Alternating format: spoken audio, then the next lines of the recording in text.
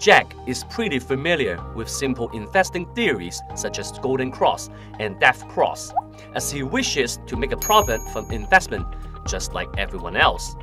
However, whenever he tries out these investing techniques, he always ends up losing money.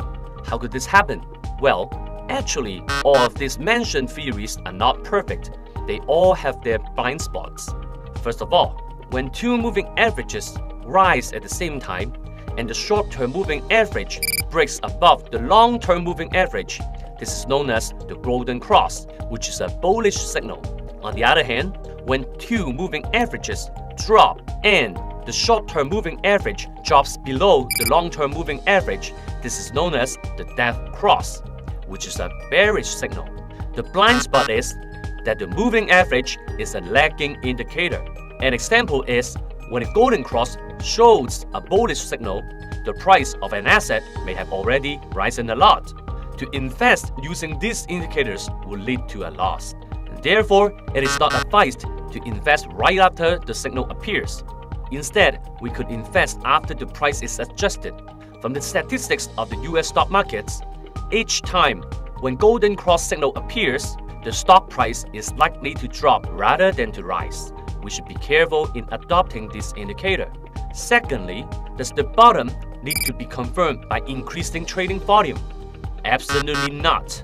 In fact, only a small number of investors would enter the market when the market starts to rebound from the bottom. Therefore, when the price bottoms out, the volume should shrink instead of increasing. Looking back, the performance of US Nasdaq index in the past decade, when the price bottomed out, the trading volume did not increase.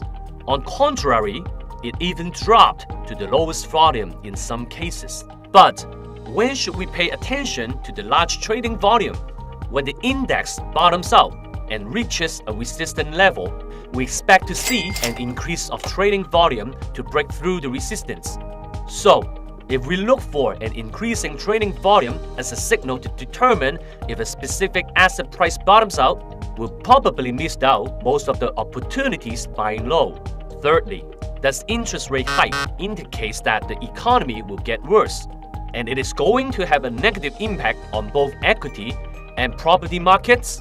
In terms of economics, the purpose of interest rate hike is to increase the financing cost and decrease money supply. Hence, initiating the chain effect for the supply, consumption, inflation, and speculation activities to drop. Does it mean that the economic growth will always suffer from it? The answer is no. Interest rate hike usually present in the purpose of extending the bullish cycle or to prevent the burst of bubbles due to the rapid growth of the economy. Take the history of US economy as an example. In the past 40 years, the property market has been rising under all interest rate hike cycles instead of dropping. The hikes and any contractionary policies could actually be seen as a bullish signal for both equity and property markets in a long run. The above analysis triggers us to think more before investing with certain theories. Hence, all the assets will only appreciate in the record of all interest rate hikes in the past. From now on, hopefully we are not going to make one more loss without knowing the true reasons behind.